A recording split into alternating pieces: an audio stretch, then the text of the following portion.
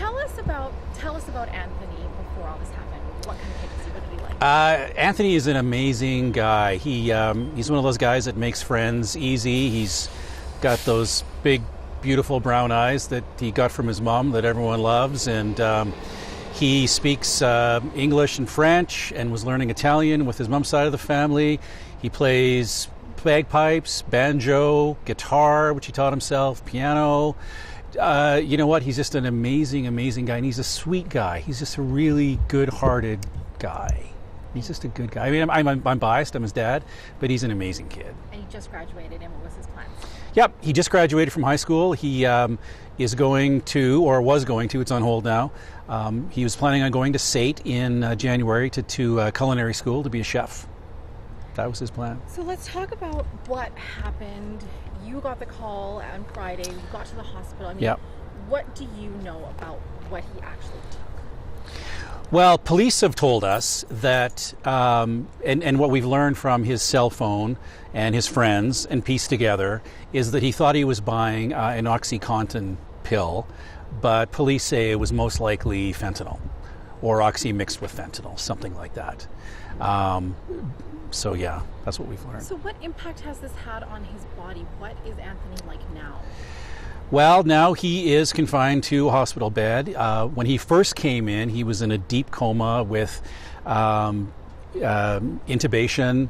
and he slowly kind of emerged from that to some degree, where he can move on command his hands and feet, and he can smile, and when his friends are there and their goofy conversations, he laughs. We don't hear him, but we can see him kind of chuckling. And he can say a few words now. He's got, they took out the intubation and gave him a tracheostomy. And when it's capped, which they're doing more and more, he can talk. So he can say a couple of words. So we've heard him say a couple of words. He can talk is maybe stretching it, but he's getting there. We're seeing some real positive signs, and we're just hanging on to those and think he's going to keep going. So there really are signs of improvement. Oh, absolutely.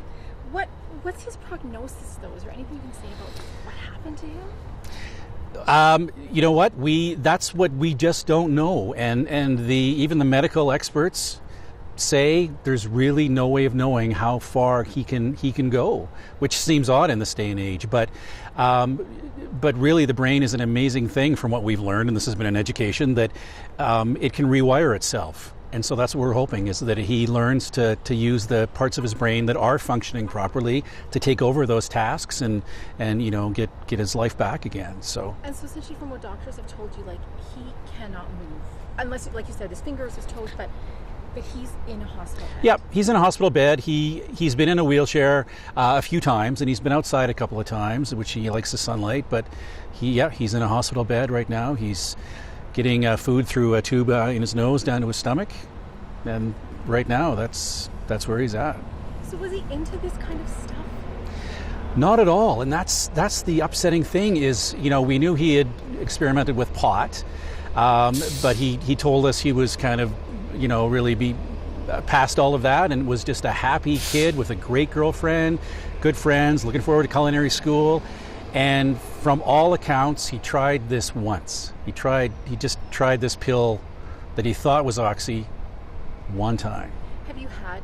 Do you blame yourself in a way? I mean, yeah, you can't help but blame yourself, especially being in the media. Is all of these stories about fentanyl and oxy and other drugs, and I keep saying to myself, I should have maybe had one more conversation with him.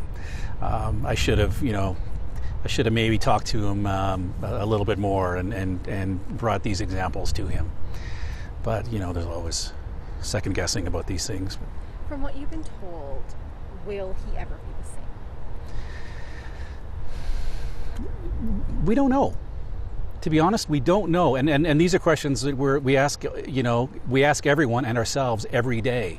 And that's the frustrating thing, but also the exciting thing, because maybe we'll get our Anthony back. We just don't know. I didn't ask you this. I think you might have mentioned it, but what did police say that they think he took? Well, they told us they think he took fentanyl or oxy mixed with fentanyl, right? Is that what they said? Yeah. What is it, I mean, by going public, what is it that you hope why is it that you want to Yeah. Well, to be honest, I'm actually surprised that this has kind of taken on a life of its own. I just sort of posted something on Facebook for, the people I know who maybe I haven't reached out to, who I think should know what's happening with Anthony. And it's sort of taken on a life of its own. And one thing that's so encouraging is people saying, I've talked to my teenagers about this. I made them read this. I made them look at this picture of Anthony and find out what happened to him. And if... and so many people have kind of reposted what I did in Anthony's story. And you know what? If even one family has this conversation and a kid decides, no, I'm not going to take that pill, that's good, right? If we can just have those conversations and realize that, it can happen to anybody. Anthony wasn't a drug user, really. I mean, yeah, he had the pot and stuff, but this is one-time mistake. I guess it's just to let people know the impact of trying it once. Yeah. Is that the biggest thing? One time, and you just never know what you're taking. You're trusting your life to someone, on the street that you're buying a pill from. That's really what you're doing. Is there anything else that I haven't asked you? Anything else you want people to know about Anthony, about how he's doing, about anything else about what you guys have been doing? The only thing I would say is that, this is such an education for all of us, even being in the media and stuff.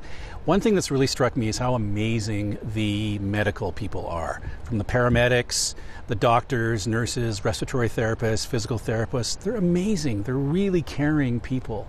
And that's one thing that I've really had my eyes open to through all of this, is they really care. And that feels good, knowing that he's got that on his side as well.